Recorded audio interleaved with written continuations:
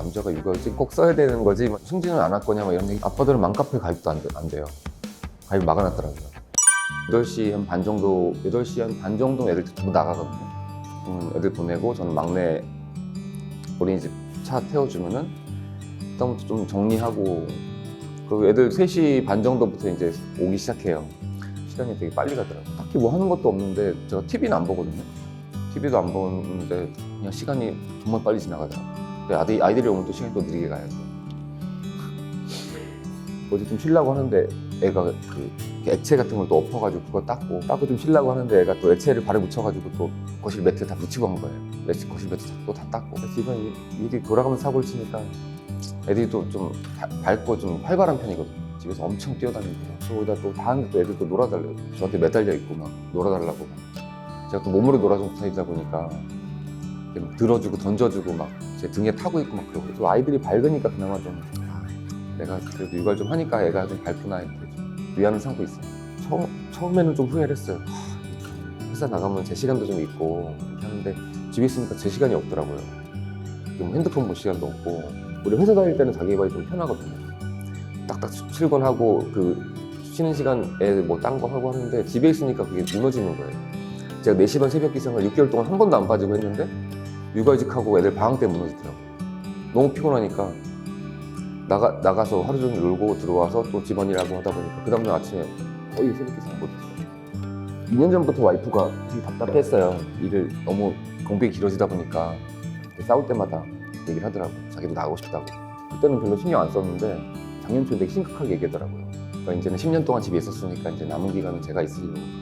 제가 항상 하는 말인데 와이프가 행복해야 아이들이 행복하거든요. 제가 애들한테 잘해도 와이프가 하나 있으면 그게 고스란히 아이들한테 가기 때문에 와이프가 출근한 다음부터는 아이들한테 화내는 횟수도 그렇고 그 정도도 되게 줄었어요. 일단 본인이 편하고 좋으니까 아이들한테 화도 잘 안 내더라고요. 아이들한테 뭐 해주는 것도 좋지만 부부 사이가 좋은 게 가장 중요하다고 생각해요. 부부 사이 좋으면 솔직히 애들이 나쁘게 클 일은 없을 것 같아요. 남이 사주는 밥 먹는 게 너무 좋고, 딱 가서 식사 고민 안 하는 게 되게 좋고, 또 자기 육아는 솔직히 성과가 안 나잖아요.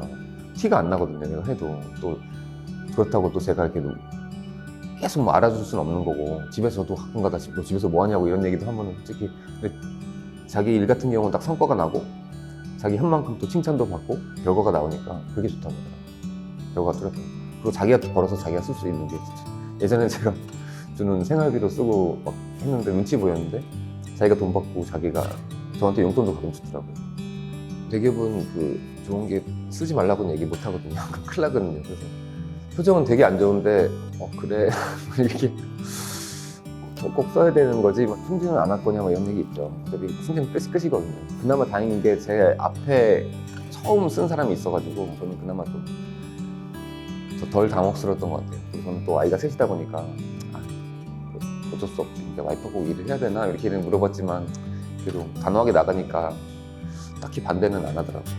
주변에서는 많이 좋아진 것 같아요. 인식이 예전과는 다르게. 예전에는 뭐 남자가 육아휴직 막 이런 얘기도 많이 듣고 했었는데 제가 쓴다고 하니까 대단하다고 어떻게 그런 용기를 냈냐고 막 이렇게만 얘기하지 나쁘게 얘기하는 사람은 없더라고요. 제가 더 많이 번다고 와이프 뭐 집에 있으라고 할 수 없잖아요. 그러니까 급여적으로는 손해를 보더라도 어느 정도 감안을 좀 하는 거죠.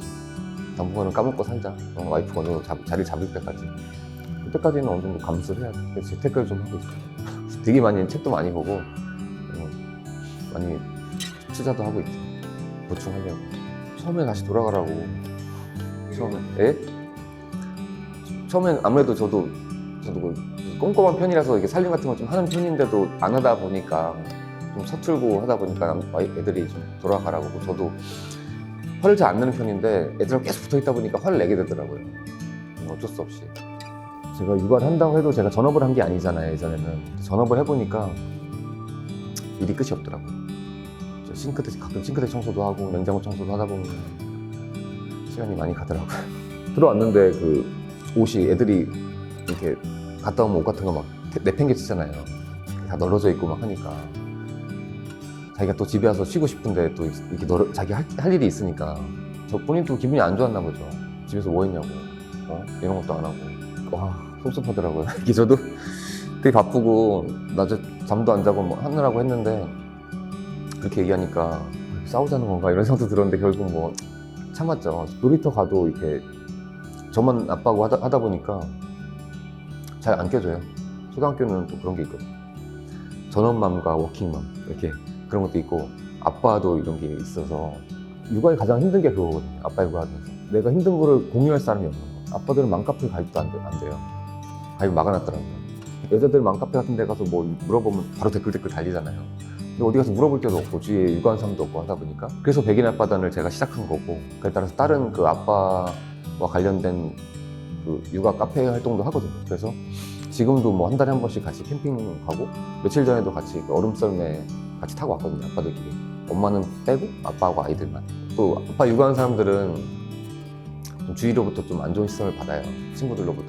또 친구들이 너 왜 그러고 사냐. 같이 골프도 좀 치고 나오고 해라. 근데 그러면 아이들하고 같이 못 있잖아요.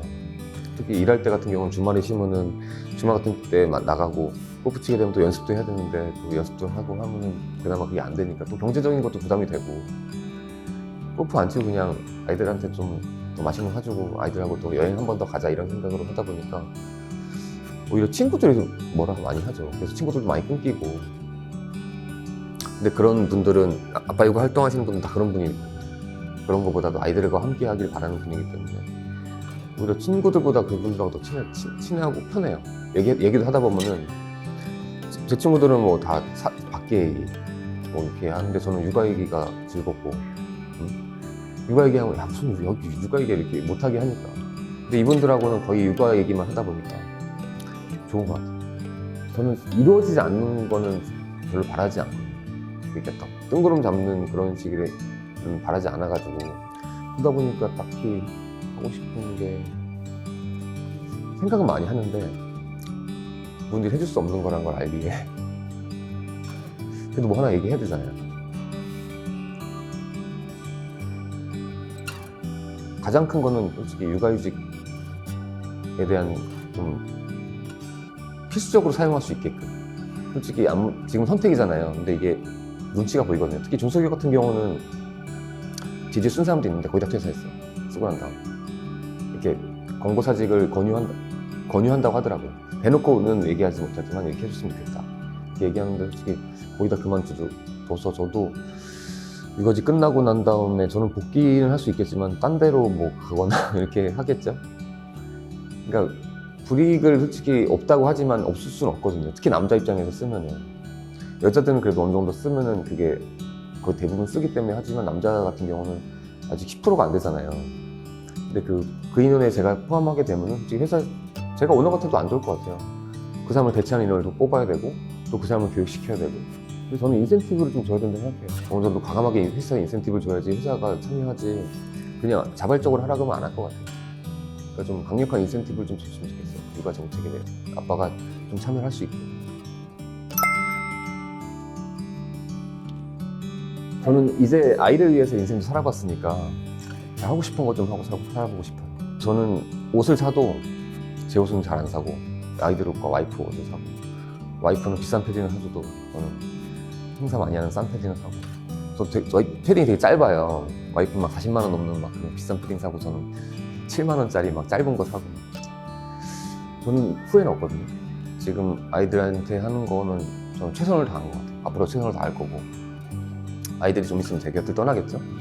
한 2, 3년, 3, 4년 남은 것 같은데 그때까지는 제가 할 수 있는 최선을 다하고 아이들이 크고 나면은 뒤에서 바라봐주고 필요하면 지원도 좀 해주고 그런 아빠가 될 건데 그런 인생을 살아봤으니까 다음 생에는 뭐 근데 아이가 있으면 그게 좀 힘들 것 같아요.